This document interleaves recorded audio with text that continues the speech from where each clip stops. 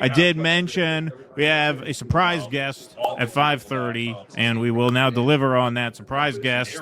You all know her, host of the Bad Faith podcast, former co-host at The Hill Rising. Whatever happened there, as they say.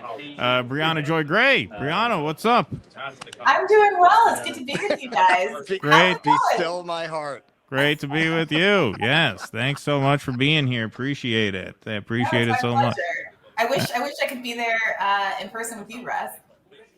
The last time I saw you, you were being shouted at by Constantine Cassim. That was the first effort to get me fired. Was trying to make clips from that event, which were in no way remarkable or problematic, go viral in an effort to get me fired from the Hill. So 2 bites to the apple. What can I say? The Zionists are getting weak. 2 bites to the apple and finally oust me. Yeah. That was a rough and eye-opening weekend. I was there the whole weekend. And what was it? Yeah, sorry, go ahead. I in my personal, honestly, I mean, we talked about this a little when we were on your show. In my frustration with liberals hiding behind identity politics, I had taken that crew a lot more seriously than I should have until I went to that conference. And it was very, very eye-opening how hypocritical all of their supposed stances on free speech and open debate actually were. And particularly when I saw how their ideas about foreign policy literally could have come off Antony Blinken's desk. Like there was no daylight between them and Biden's State Department at all. You know, they had the whole display about Uyghur slave labor. Yo, man, we got slave labor right here. Right here. I don't know who did it. I mean, it's an interesting thing. You know, like I came onto the scene as a journalist in large part writing about the weaponization of identity. And no one can credibly accuse me of not being on the vanguard of, frankly, calling out the way the Democratic Party was using Black and brown people and women and gay people, et cetera, as a human shield to avoid offering substantive material politics. That being said, I think there has been some slippage in certain parts of the left to, you know, moving from I think a good faith and necessary critique of the way identities have been weaponized to like not guarding enough against the ways that identity continues to be exploited by the right in the form of racism and sexism and bigotry and homophobia to galvanize a different segment of the population and to have a defense against that. And now that, you know, Trump and Musk and all these people are here very openly trading in these roundly discredited IQ-based talking points. I mean, the writing is on the wall. I did an episode about this a couple of weeks ago with Professor, is there a book behind me? With a professor who wrote about this very issue and the parallels between the contemporary eugenics movement that is emerging and the eugenics movement of the 19th century. And the name of the game is, you know, we might think it's innocuous, like I think IQ tests are real, or I think IQ tests aren't accurate predictors of intelligence, but that's kind of immaterial. What they want to do is try to create a different hierarchy of substantive value that's based on something other than your intrinsic rights as a human being or your rights under the Constitution. They want to turn it into a merit framework, which seems fair until you start to realize that your ability to eat, be housed, have healthcare, et cetera, are all based on whether some wealthiest guy in the history of the world thinks you have an IQ high enough to deserve the things that we have come to understand as either constitutional rights or what I would prefer is human rights that are intrinsic and inalienable. So that's the name of the game. And it's hard to address that and push back against that and fight back meaningfully without understanding all of the social science that is about race and about gender and about all of this stuff that has been under attack, sometimes rightly, but sometimes there's been some overreach over the past few years. And I don't think it's an accident that the Christopher Rufos of the world came after a certain kind of analysis. Yes, there are these excesses on the edges, which need to be taken down because they discredit the whole thing. But there also is a substantive analysis of like decades and decades of research as to why the eugenics is bad, actually. That also is the baby that's being thrown out with the bathwater when they do things like in these humanities departments. I think that with a lot of this stuff, like Professor Zenkis just brought up, not throwing trans people under the bus, and that's come up at this conference. There are quite a few trans people running it, and I think we're talking about two different things. I think there's a legitimate human rights movement, and I think there are grifters who have capitalized on a legitimate concern to sell books, to Sure. sell speeches, to sell consultancies to corporations looking to run cover for and protect themselves against lawsuits. And I think that has, unfortunately, because the corporate media had and the Democratic Party had an interest in putting that front and center in the public mind, that is what those movements are. And it's hurt those communities most of all. Because now I think for a lot of people, statements that would have been considered innocuous even 10 years ago, we're against sexism and racism. As soon as they hear it, they go, "Ah, they're woke." Yeah, I mean, it's worse than that, Russ. I mean, they're fully out here doing race science. I mean, they're fully on Twitter, like fully Elon Musk, not like a fringe account, not like, this is not. So Everyone's I've seen the autistic people- over there. They're all throwing Nazis. Yeah, Bannon did it again, just as a troll. Just thought he would just test the waters. Yeah. Bannon is out here saying anti-Zionist Jews are the biggest threat in the world and Yep. inciting violence against them. Yep. Right. Which we take personally, obviously. Yeah. I mean, I tweeted earlier, like between the Ashkenazi Jewish guy, Israeli guy who shot the two Mizrahi Jews, thinking that they were Right. Palestinians. The one with the most recent one, where Dr. they Stein, tried you to. want to come say hi to Briahna? Hey, Briahna. Hi, Dr. Stein. How are you? Good to see you. It's You've good been to on see you lots of too. minds and hearts today here at this really wonderful meeting. We're sending a lot of love for all that you do. Well, it's reciprocal. I wish I could be there. I'm very excited to see and to hear more about all that's going on from the two of you as well. I mean, you as well, obviously, Dr. Stein. But I'm at least Russ. two. Thank you. We'll have to get you back on the podcast soon, maybe for a debrief about all of this, maybe with Shama. Hey, there you go. That's something. It's awesome, and thank you for lifting it up, Briahna, for that Yeah, of course. interview that we did and all the time and what you do. But Of course. it's so exciting to me. It just feels like it is the fulfillment. It's kind of like beyond our wildest dreams. How much this is clicking right now. People so want this to happen. And it feels like the work that we did in the campaign of just sort of, road testing this. It worked so well, and it is so time urgent, and people just are desperate right now. So it's very exciting. I feel it. I did Josh Cittarella's podcast we recorded it way back in like mid-January, but it just came out, and I noticed that a lot of his audience are the kind of people who have not been very appreciative or respectful of me and my ideas about needing to abandon the Democratic Party. But after that interview, I looked at the comments, and a lot of people were like, "Oh, I hated Briahna, but she's making some points. And yes, I agree. I think the Democratic Party is over." And I'm seeing a shift, not just among all of us who have been here for a while, but among some of the more like TYT left audience, if you can call it that, people who are like anti-force the vote, and people who like are worried about being too antagonistic to the Democratic Party. And I do think that people are actively looking for a place to land, and so I think this is very, very well timed.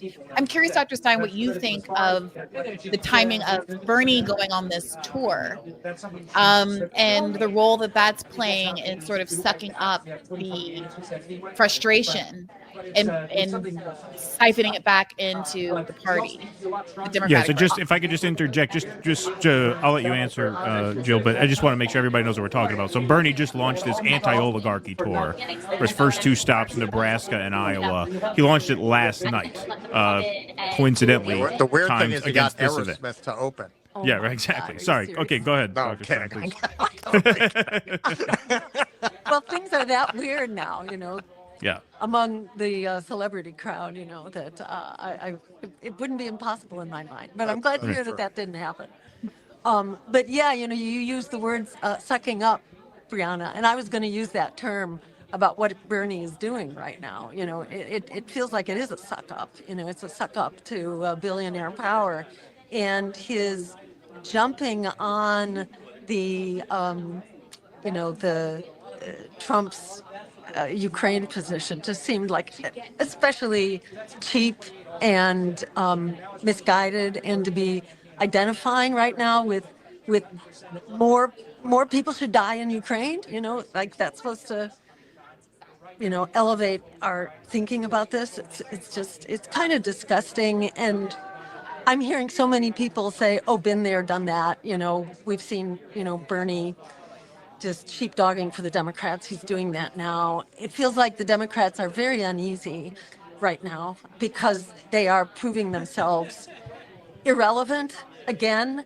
Here earlier in the conference, I was bringing to people's attention what happened in South Korea, as the answer to the chief Democrat suck up, in the House, saying, "What can we do? What can we do? It's their government. It's not our government." The We have Republicans no own it. leverage. Well, it's Yeah. like, look at South Korea. They mobilized at 10 o'clock at night. They came out and scaled the walls, scaled the fences that where martial law had just been declared. And the objective of this, of the president gone berserk, was to keep the legislature from meeting so that they wouldn't overrule him. But they scaled the walls, and their legislative aides did the same. And 16,000 people showed up that night. That's what we need to be doing. It's like, if you can't figure out how to fight back, it's just confirmation that you should not be here. You should not be in this position. You should not be pretending to represent us. Well, did you see the not. Democratic Party's version of that, where they went up to the office building, wherever it was? Yeah. What building was that? What? I Thank forget. you for your service. Yeah, they went up to the building. That was they're the gonna- USAID building. Was that I the think it was. USAID Yeah. building or It the was, Department of yeah. whatever? Something that was being cut. They go up to the building. They're going to storm the Bastille, and the guard out there standing, you can't come in. Is, "Oh, okay. Well, thank you for your service." They turn around and go So home. there's no way we can. So there's no way Yeah. we We can can't get a fight back, selfie in the lobby it's real their quick and then government. turn around. Yeah. Yeah. Well, but Yeah. this is part of the problem. Look, with January 6th, I always quoted the line in Apocalypse Now, "Give me 2 battalions of such men and our trouble in this country would be over very quickly." We don't have people with the fortitude to do what you're describing in Right. South Korea. We just don't. Those animal spirits have largely departed from left movements, and we need to recover those kinds of people. I think a lot of those people are in the working class, and they got convinced, Right. largely by the Democrats throwing them overboard. These guys on the other side, at least they don't talk to me like they hate me. Yeah. Yeah, exactly. And this has been going on a long time. What's new here, remember, 1,000 seats from state legislatures were lost by the Democrats by the end of Obama's term. It was under Obama that you really saw people hit the wall with the Democratic Party. So it's like, this is not new. This is just kind of a very well-established trend now that people are not buying the BS.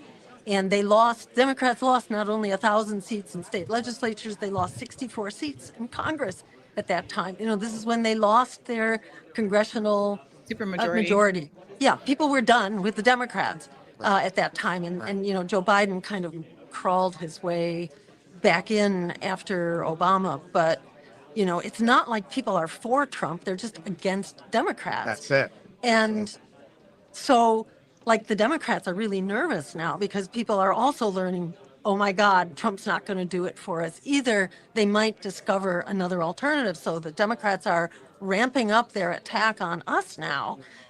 It's again, a thing to be excoriating our campaign for having, brought genocide on Gaza, or, the scourge of Trump. They're blaming this on us.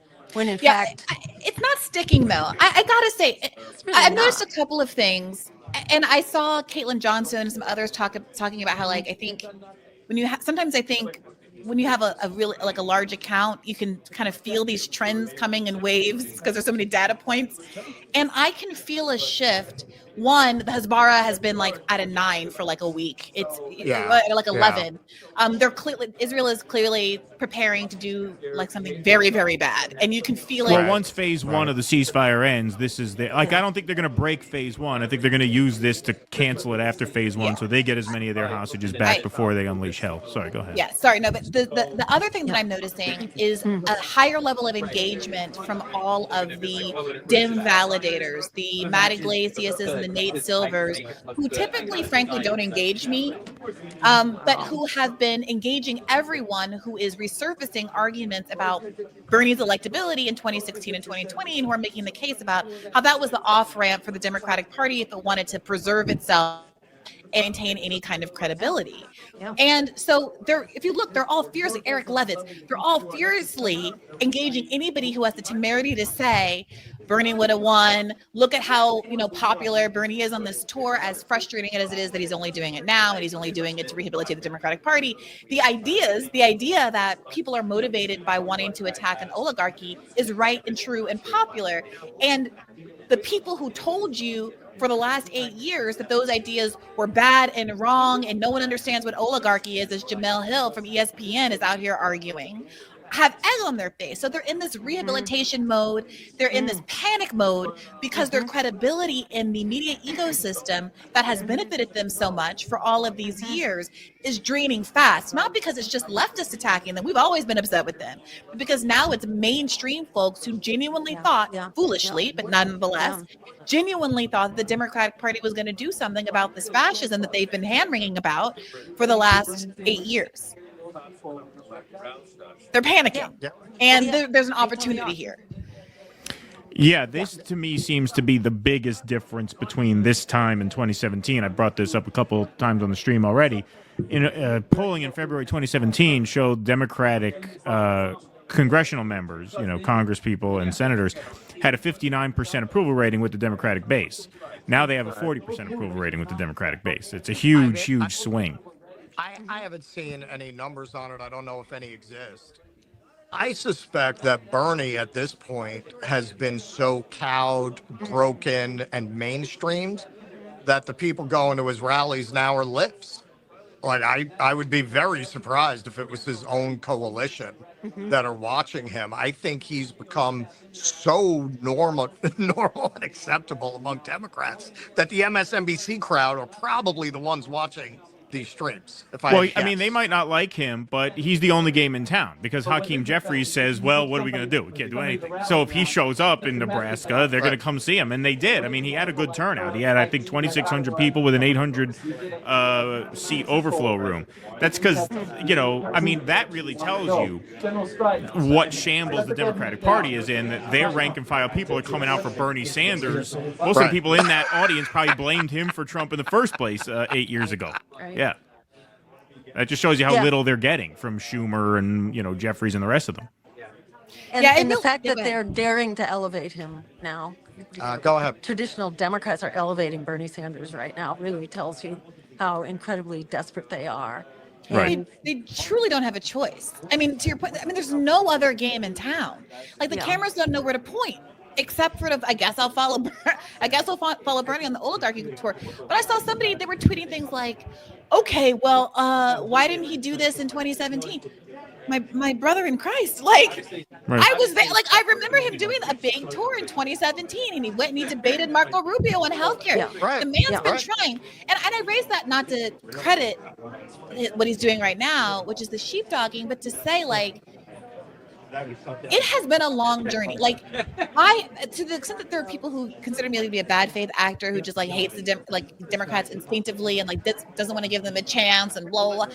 No, it's been a nearly decade-long journey of them proving in every conceivable way that they're not going to do the thing, that they're not going to fight, that they are going to have more energy to defeat Bernie and his milquetoast social democrat ideas from 60 years ago than they ever would a so-called, fascist like Donald Trump.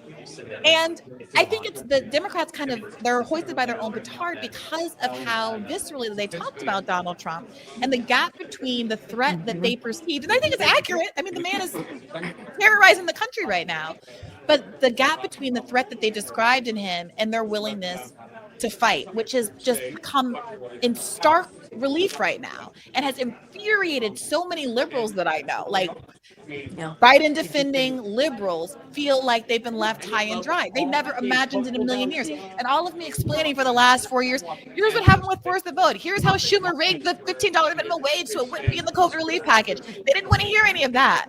But when middle-class federal employees are losing their jobs and USAID employees are not getting checks, suddenly there's a kind of a visceral reality to it that I guess they didn't really care much about when it was about people who've been on a federal minimum wage since 2009 that hasn't been raised for the longest period of time since the advent of a minimum wage.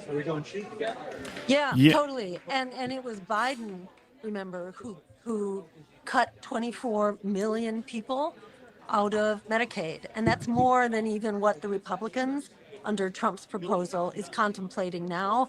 They drastically undercut the SNAP program and food stamps more than what Trump is proposing now.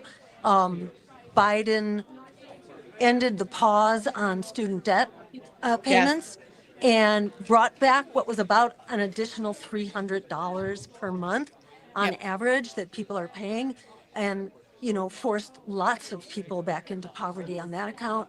So it's like the Democrats' record is catching up to them. Trump is horrible. People are alarmed, but to look at the material impacts right now, they're not so different from what either Democrats have done or Democrats were trying to accomplish, like Obama with his grand bargain, who was trying to cut Medicare and Social Security as well.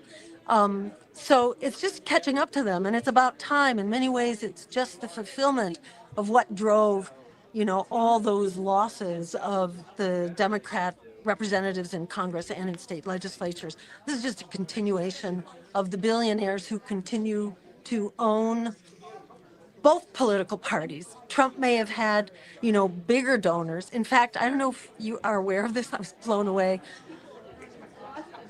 44% of Trump's donations came from 10 people. Yeah, I hadn't heard that until you said that. That is in. Well, it makes sense when you look at Elon's donations alone. It totally does. Yeah. Yeah. And then the woman, the widow of Mary Sheldon Adelson, yeah. Mary So there you go. Adelson, That's $350 million the two right of there. them right there. Yeah. But basically, his campaign is serving 10 people, and they have just a massive manufactured consent campaign around that. But people don't support it, even with this 24/7 wall-to-wall propaganda. People don't support this, and the numbers are increasingly turning against Trump as well on the specifics of his policy. He now has a net negative rating in terms of his approval. So this isn't going to last. You can't defy gravity for very long, and they've kind of come back down, and they're going further down from here. There's nothing in Trump's agenda to help everyday people. It assuages those who think that migrants, those who've been persuaded by Democrats and Republicans that migrants are the source of our drug epidemic and crime and all that. Those who've been talked into that by the bipartisan propaganda. But aside from that, there is no social benefit that comes with Trump's package at all. And people are mobilizing against it. So it really is a perfect storm right now. And for us to be coming together across the Green Party and Workers Strike Back is extremely exciting right now. It really is. What you just said, I've been thinking a lot about all of the things that Trump is doing and how difficult it seems to be for the Democratic Party to get folks to connect with that. There is, obviously bubbling resentments that are happening, and to your point about Trump's popularity. But I keep thinking about the $1 billion that they spent on Kamala in like a month. and how far that could go with just simple, like not bombastic, not like overly ideological, just fact-based ads.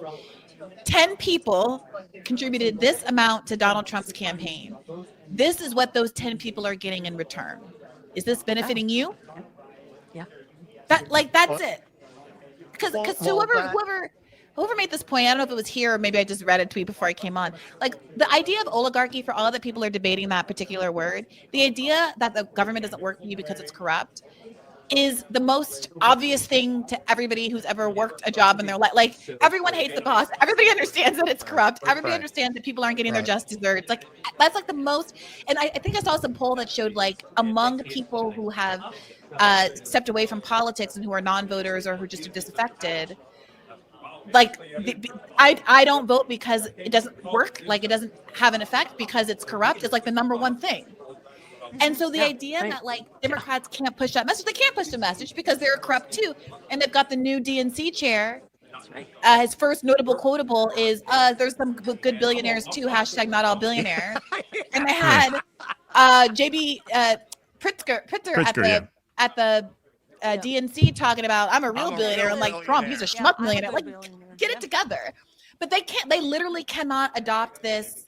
The idea that we're arguing about the word oligarchy, there's not a thing that Bernie could say. There's not a way he could phrase it that could get adopted full force by the Democratic Party because they're constitutionally unable to take that line of attack because they're in agreement with Donald Trump on that issue. Right. Exactly. And remember, Kamala Harris set the record for number of billionaires contributing to the campaign. She just didn't have billionaires contributing $250 million, like Trump had. But she otherwise, they're totally Yeah, billionaires. what we small hats call the schnorrer billionaires. Yeah, the good ones, the Shark Tank, Mark Cuban, and like the nice ones who aren't open Nazis. To their credit.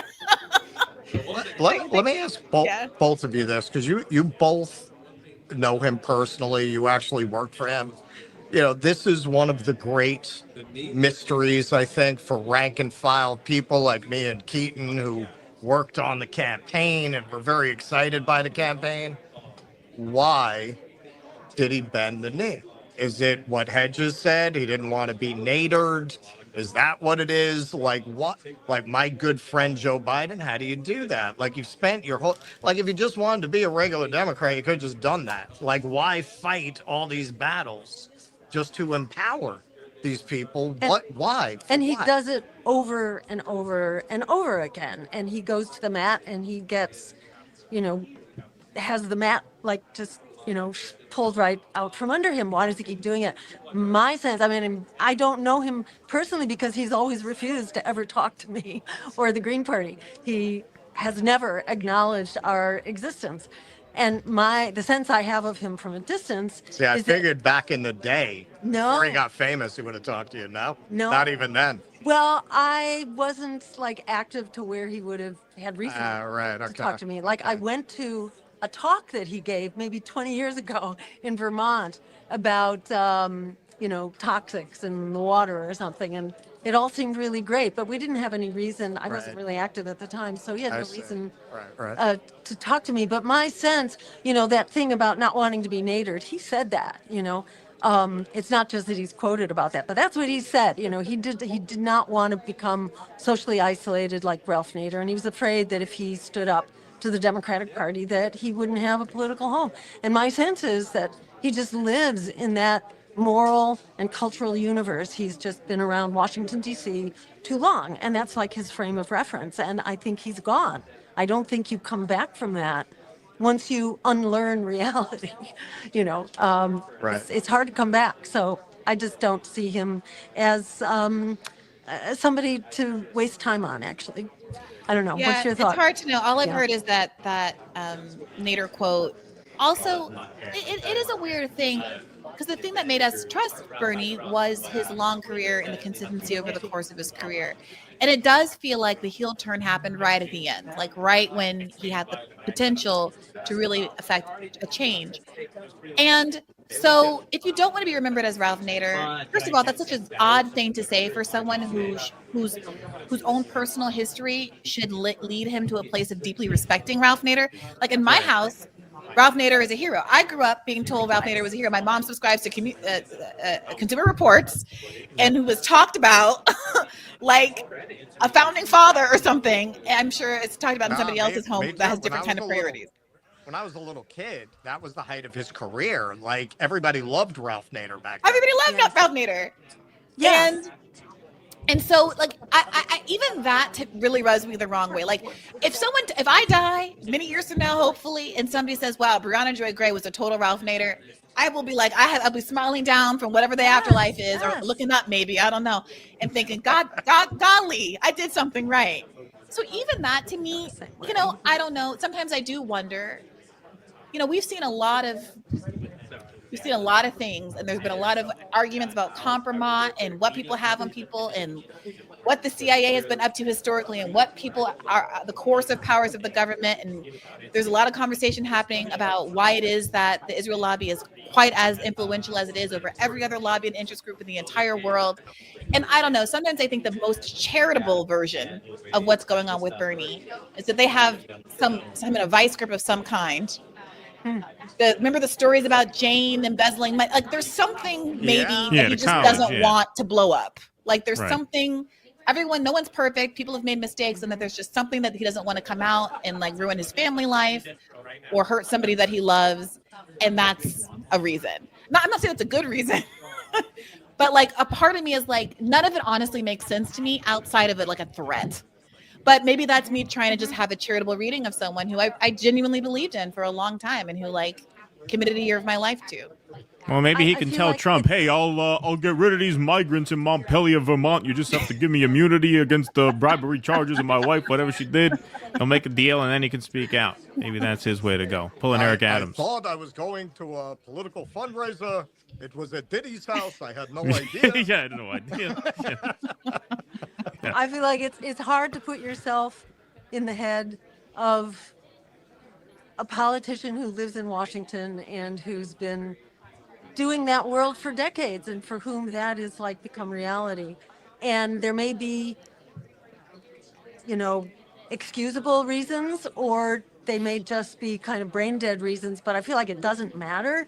And it's not a good use of our time to engage in speculation. What's very helpful, I think, is to just know the foolishness of what he's saying, the wisdom of Ralph Nader. Every time I'm compared to Ralph Nader, I am grateful, and I feel like I don't deserve to be in the same sentence as Ralph Nader, but if you want to think that, bring it on. And anybody with a real understanding of history and politics should know that. And to me, that in itself is a really sad commentary on Bernie Sanders, that he would even say such a thing, that dominates his understanding of Ralph Nader. And that's the difference between him and, Chris Hedges on that. And and everybody here at the conference, and this whole space, which really he should be in. Like, if you really wanted to do something, if you really wanted to make a splash, he should be there in Seattle now. Never in a million years. But never in a million years would that happen. But the other thing, I think, if we're, just looking back on the Bernie campaigns, especially in 2016, I think one of the things that I think we have the opportunity to really prove beyond a reasonable doubt to the whole country is that we, meaning this faction of the left, all of us here, we were right all along. Now, the Matt Iglesiases and all of Bree's haters will never admit that, but they're forced into believing it. I think they know that now. I think almost everybody understands that now, that we are the one thing this country has not tried yet, right? When you talk about 8 years of Obama didn't work, so they went to Trump. Then 4 years of Biden were a disaster. Now they're back to Trump. This is going to be a disaster. It already is in a lot of ways. Like, I think there is an opportunity now to make the case, hey, we are the people, we were the canary in the coal mine back in 2016. We're the one group you haven't given a chance yet. Don't you think we were right all along? I always considered 2024 to be kind of a question of which of the previous two campaigns was the accident, which was the blip on the radar. Was it 2016 or 2020? Was Trump's victory a fluke, or was Biden's victory a fluke? And I think the 2024 verdict answered that definitively. No, it was Biden's victory that was the fluke. The slide from neoliberalism into fascism was the trajectory. The only reason you got a very brief and very mild reprieve, by the way. I mean, Biden was a fascist in his own right. We just had Professor Zinkas on, who teaches at Columbia University, where they sent hundreds of cops in to break up a peaceful sit-in. You got a very brief and mild reprieve, and now you're back down the fascism hole. I think this is the time to really communicate that we kind of had it right all along, and that we should get the ball. 100% it's the time, which is why they're doing all the counter messaging, because they don't want that. Because then what is the use of all of them?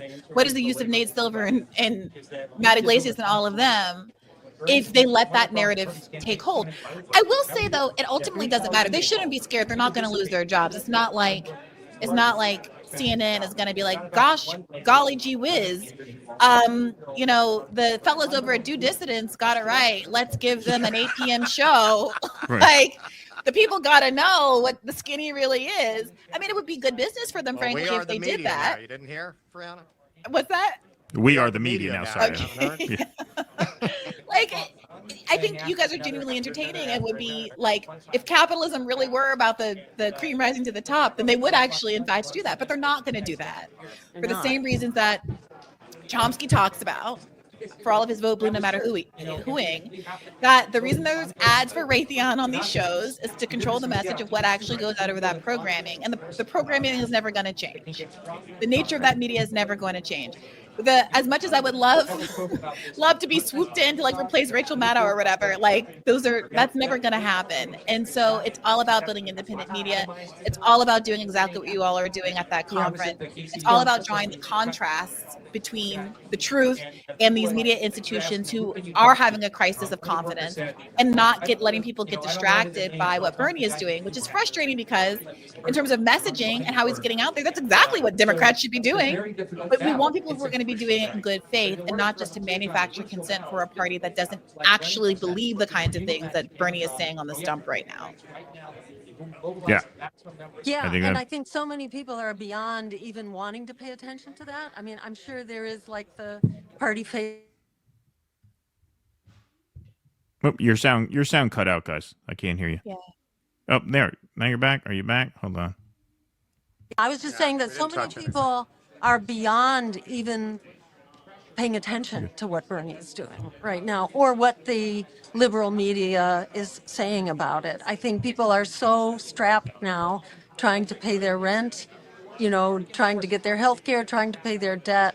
It's like people have just gotten into not caring, not paying attention, not to mention that according to polls, people no longer believe the big media anyhow. They don't.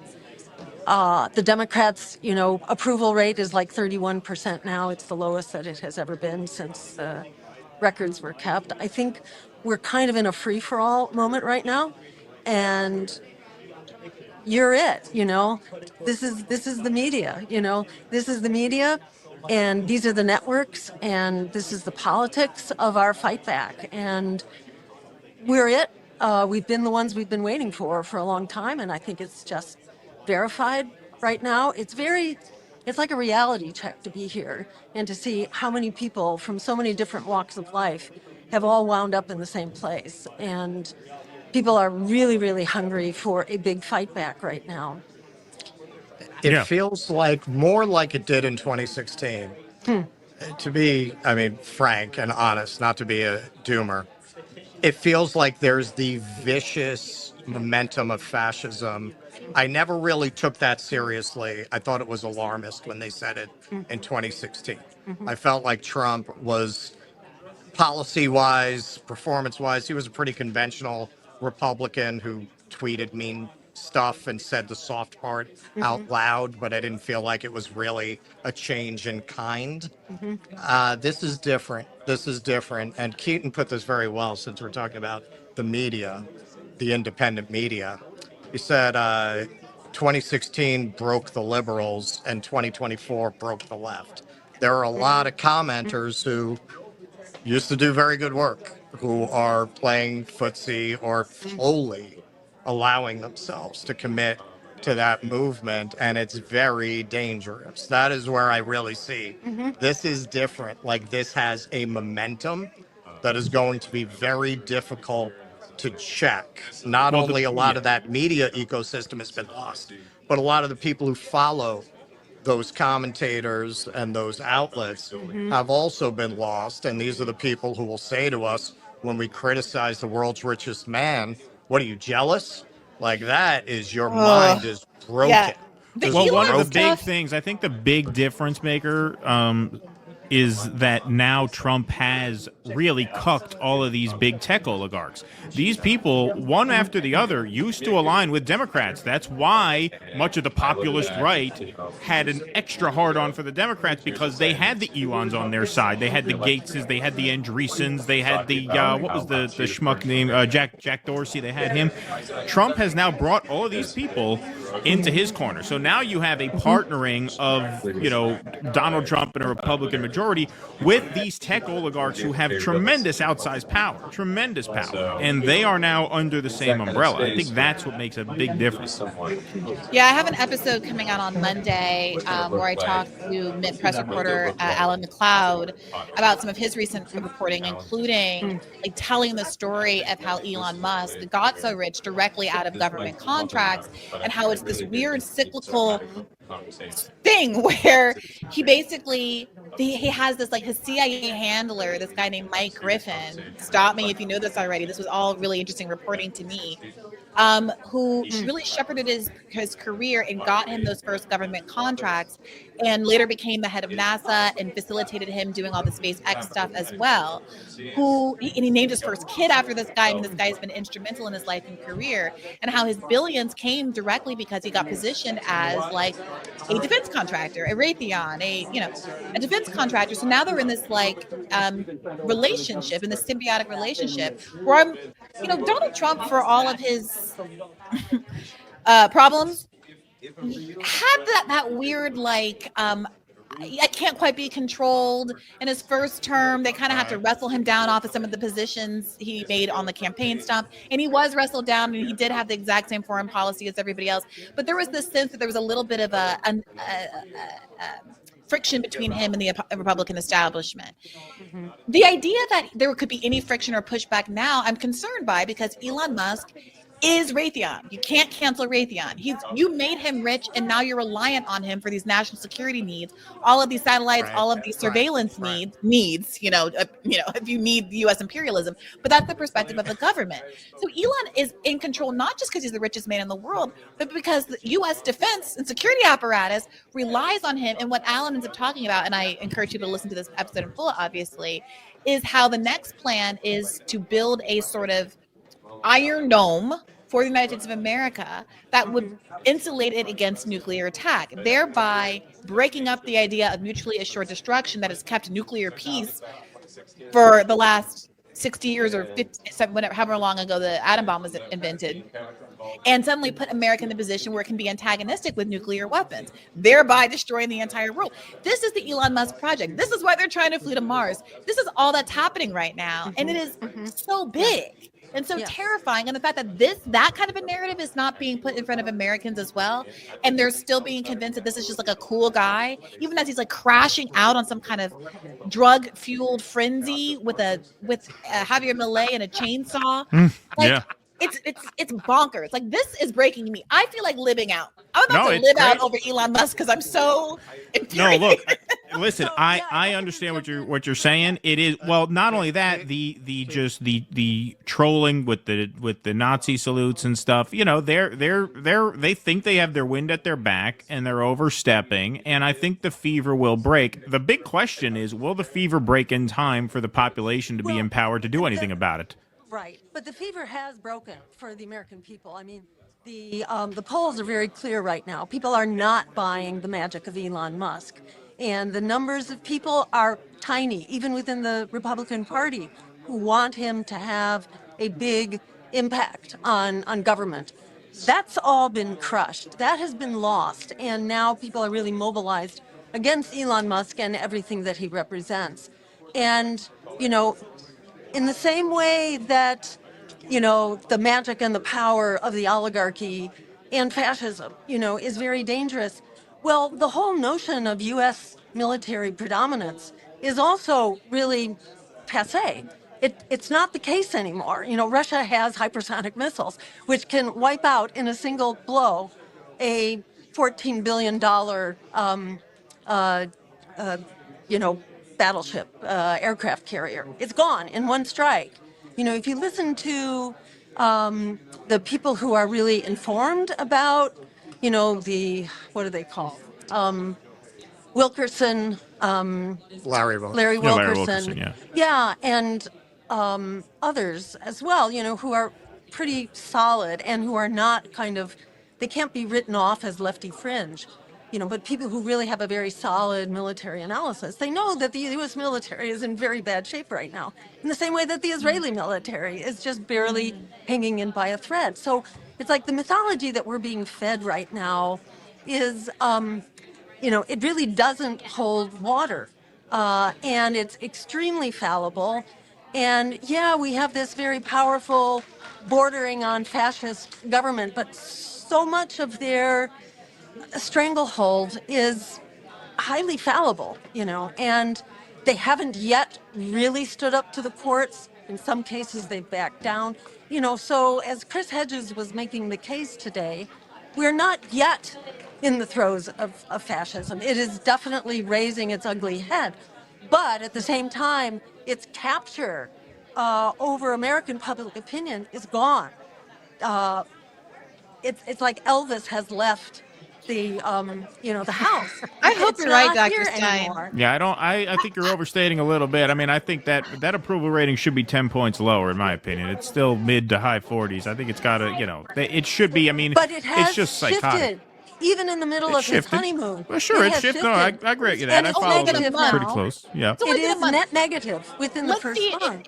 Okay, if he cuts these checks, now obviously it's not going to be $5,000 checks because none of them can do math, and that's not how much savings there has been. But if he starts cutting checks, if he starts like throwing out some breadcrumbs, I can imagine him having a rebound in opinion. If he And does if that, he- but that's not part of the program at this point. Well, He really nobody's doesn't throwing it out have- there. Right. And I one of our guests, Anita Saychan, who I mentioned at the Eugenics episode that I loved so much, she is like a tech person, and she framed it as he's a tech guy that's A/B testing. He does a bad thing, they see if it sticks, they see if it's popular, and then they'll just reverse it. So I do think that it's hard to see where we're going to land. I think the things that really are unpopular and are dragging the polling down, they'll walk some of that stuff back, like they walked that blanket freeze back. But I am very scared. I know I'm online, and Twitter is not real life, and especially when we're talking about Elon Musk, it's literally his realm. Right. But the popularization among major accounts, including like academics and real people in the world, who are quoting Curtis Yarvin and talking about IQ science. Like, I really cannot be clear enough about where that's going. This is not an innocent conversation about whether or not IQ is useful as a tool. My mother's a psychologist. It can be a useful diagnostic tool. Someone I mentioned today was like, sometimes it keeps kids who are going to be racially discriminated against being put in a slow learning class because their IQ test showed that there's more aptitude than what they're demonstrating in class. Great, fine. I have no issue with that. But the long game is to use this idea of merit, which seems like equality, but it's not. Merit is not equality. And for all that we've been talking about, like equity is dumb and DEI, like I get why we were making those arguments, but there is a reason why people came up with the term like equity, because it's supposed to get to this idea that the strict merit-based hierarchy that can be measured with these diagnostic tools that are literally disproven to have scientific credibility are going to be the new metric for how we mete out human rights. And for all that Americans want to talk about China's social credit system, okay, I can control if I'm nice to someone and get a ding on my Uber score. I cannot control. People cannot control what intellectual gifts they were born with. And this is like the natural consequence at the end of a Republican ideology, which is, well, if you're poor, you didn't work hard. Right. Like the material reality is a reflection of your own merit. And now they're extrapolating that merit framework and getting everyone to buy into the idea that the dumb the Jewish liberals and the blacks and the browns have convinced you to do all of this woke DEI stuff, but we're returning back to merit. But just like the billionaire eugenicists of yesteryear, we know where this ends. And the only reason that this movement got curbed in the United States of America is because those American race science eugenicists were the inspiration for Hitler and the Nazi Holocaust. And we were fighting against them, so it stopped being cool to having the same belief structure as the Nazis. But now Nazis are cool again. Steve Bannon and Elon Musk and everybody else is hiling Hitler at major events. That's what that shit's about. Absolutely. I agree with you. I think that's what that shit's all about. Go ahead. Sorry. Except I do want to emphasize, it's very clear that Elon Musk is not cool now. He's cool among an important and very influential and powerful sectors. But among most American people, he's not cool. And their goal... He's cool with a certain type of mentally broken working class male. And not even working class, but a certain kind of like broken and we hear elitist. We hear from them. I'm sure they're there.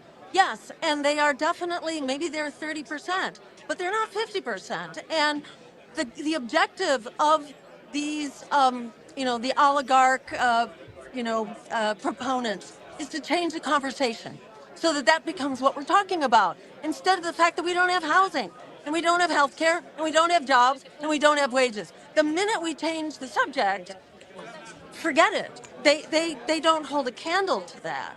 So I think, it's kind of a question of how do we allow the conversation to be directed and to be dominated? Because if it has any reality to it, this abstract debate even about IQ is meaningless to most people who want a job and who want a $25 an hour minimum wage and health care and housing and to get rid of student debt. It is so much more powerful if reality is in the target hairs instead of this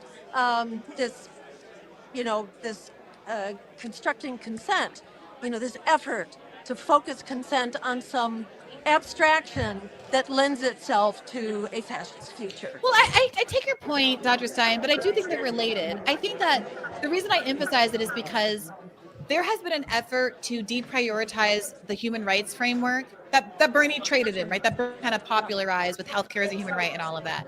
And I think the focus, like the danger that that kind of messaging presented was that it shifted people from this blame-centric perception of the world where, like, I don't have health care because I didn't work hard. It's my fault. I have this shame about it. I should have been able to provide for my family, yada, yada, yada. Everyone had been living under this neoliberal shame spiral into, if healthcare is a human right, this isn't my fault. Wait a minute. Like, this is a systemic problem. Even though we might not be like a kind of person who would say systemic, right? It short circuits all of that academic stuff. And it's just like, I'm a human. I live in the richest country in the history of the world, and God damn it, I should live at least as well as some bloke in Sweden, right?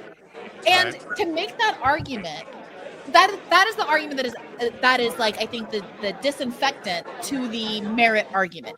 I think you're right that you can't argue merit's not important because that sounds crazy. Like we're all indoctrinated as Americans into this idea that like merit is good and merit is kind of like a synonym for equality. But I think that you have to kind of take it head on some level and like respond to what's going on right now, which has been, again, part of the whole Republican messaging since time immemorial, that like there's a relationship between what you have and how hard you've worked. To start doing that reframing and like do a human right, not even a constitutional rights framework, a human rights framework. What are your intrinsic rights? And make them argue, no, you don't have rights. A baby doesn't have rights. A 10-year-old doesn't have rights. A 16, an 18, a 20-year-old, you have no rights in this country unless you have a high IQ and you can get a tech job. Yeah. Right. Well, this is the future that they want people to sign up for. And ultimately, I mean, what Hedges said in his speech about how these Trump rallies are really gatherings of expression of pain.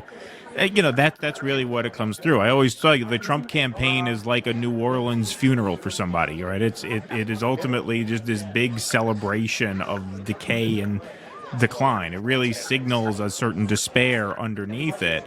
And I think that's what they're trying to manufacture consent for, right? Like, they are getting you to submit to your own demise. That is the whole project of what this is. They're getting you to consent to it and for you to feel like you deserve it when it happens. And, that is something that a lot of people may feel is a good idea until it happens to them. Because then it's not just something you're thinking, it's something you're now having to deal with. When they fired a government worker, they're talking about firing the government workers at that office in Pennsylvania that I keep referencing to, which we're going to do, I think, a full segment on tomorrow.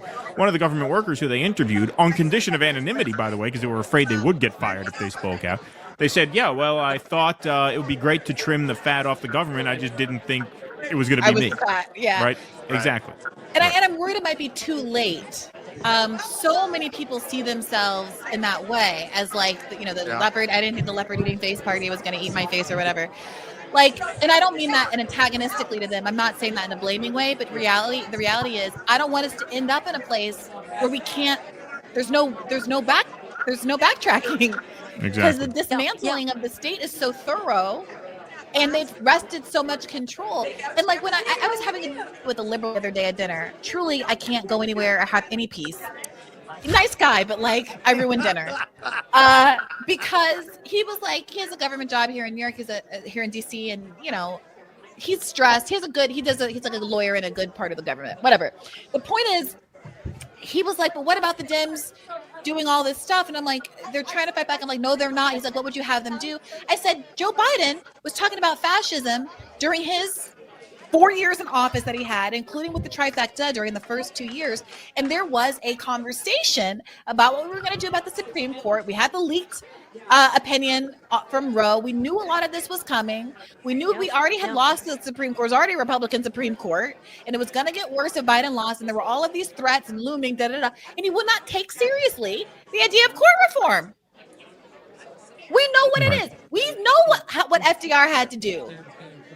FDR had a mandate, the likes of which this country has never seen, and won every single state except for, I think, Vermont, right? Something funny like that. And couldn't get anything passed because of the Supreme Court. And he said, guess what? I can put as many of you suckers on there as I want to, and I'm going to threaten to pack the court and diminish your individual power unless you get in line and start. And so when I brought that up to him, and he knows he's a lawyer, he went to law school, he's heard the stories. And when I brought that up to him, he's like, "Oh, so you think the Democrats should ignore the rule of law too?" Yeah, no, just totally unequipped, totally unprepared. Yeah, none of it is real. None of it is real, and so you can decide to accept that norms are out the window and start acting in a way that you think is right and justified, and that is affirmed by the reality of the democracy and has the people's support, or you can clutch onto your norms and your scrap of paper that's called the Constitution until the next guy comes through and rips it up. And then you're going to be standing there on a burning planet while the millionaire's rocket dust is on the way to Mars talking about, but the norms. Right. Well, they need that to hide behind to explain why they don't do anything. Oops. Hold on. Your sound cut out. Hold on. Why does that keep happening to them? You got me? There you go. Yep, I got you. It's not just among the upper classes. I've told this story before. My father is like a character out of a Tom Waits song. He's like a professional card player, horse trainer, lives at the track. And I told him, Dad, they wouldn't pass the $15 minimum wage when they promised it. He goes, well, that's the Senate parliamentarian. Yeah. Like, dude, you live above a racetrack, Right. for God's sakes, and you're talking about the parliamentarian. All right, Briahna, it looks like they're letting people back upstairs. Is that what they're doing? Yeah, I gotta get ready for my Cool. speech. All right, well, All we right, do have a question for Briahna that someone paid good money for. So Landrew has a question. It's a good question. That's an expensive donation. So Landrew has a question. Would Briahna consider running for president in 2028? Free Palestine. I had to ask it. They're going to get mad if I don't ask it. I don't want to say what's the point when I'm sitting here with Dr. Jill Stein, but I suspect there'll be much better candidates that present themselves by then, and that we should be working toward making sure whoever it is runs is well supported. I was really happy to see how many people in my audience who are, I gotta say, very fed up with the idea of supporting electoral politics with their pocketbooks after how Bernie burned them, who are very, very happy to hear Butch Ware come on recently and are like, okay, I believe in something again. I will put money behind this again. I think the Green Party has the potential to get people to reinvest and like actually raise a lot of money. I think Butch is right when he says that the Muslim community isn't going by the Democratic Party, and there are some deep pockets around that are willing to fund an effort to tear down at least this one wing of the oligarchy. And I think the more well-supported candidates feel like they're going to be, and I'm sure you can speak to this as well, Dr. Stein, the more candidates you're going to see willing to come forward because they don't want it to be a fool's errand. They don't want to suffer the slings and arrows that you've gone through now twice, Dr. Stein, for not, and to feel like it's not a really good faith campaign. And so that's our work to do, to make sure we get the best candidates by creating the best infrastructure long before then. Right. And it's both having good candidates and it's also having good press and good journalists who are there to report about this and to wake people up. And you straddle that line, Briahna. You could easily cross over anytime you wanted. I'm not sure actually what would serve the movement the best, but I wouldn't rule any of it out, and the main thing is I think it's going to take all of us to get out of here alive. Whether it's the threat of fascism or it's, that we are closer on the nuclear clock to doomsday than we have ever been, and the climate and everything. We're living in this absolutely absurd moment right now where we cannot presume that this is going to go on any number of dimensions. And I think it calls all of us to do everything that we can, as much as we possibly can, whether that's in the media or whether it's fighting politically or electorally. It's just time for everybody to step up and to get together about doing it. I think at the same time, it is a really scary time. It is that much of an opportunity because the empire and oligarchy are collapsing before our very eyes right now. And that's an opportunity. Crisis and opportunity are one and the same. And we're going to decide whether it's going to be a crisis or an opportunity. And, people are just more readily engaged by a vision of how we are going to do this and how we're going to make it work. And to me, that's not hope. That's about power. It's about demanding the power that we deserve. And that's the only way forward. All right. All right. Well, I guess we will say goodbye on that note. Dr. Stein, thanks so much for stopping by and talking. Appreciate it. Thank you very much. Look forward to seeing you, Dr. Stein. All righty. So Russ is making a speech. I got a video coming up. They are waiting on their next speaker, and then they are starting. So they are getting ready to get back started up there. All right. I'm giving a barn burner of a speech. I'm just only going to talk about baseball stats. Yeah, there you go. You're going to love it. All right, so you are heading up? I am heading up. All right. All right. Sounds good. All right, guys. Thanks for having me. All righty. Briahna, thank you so much for being here. Appreciate it.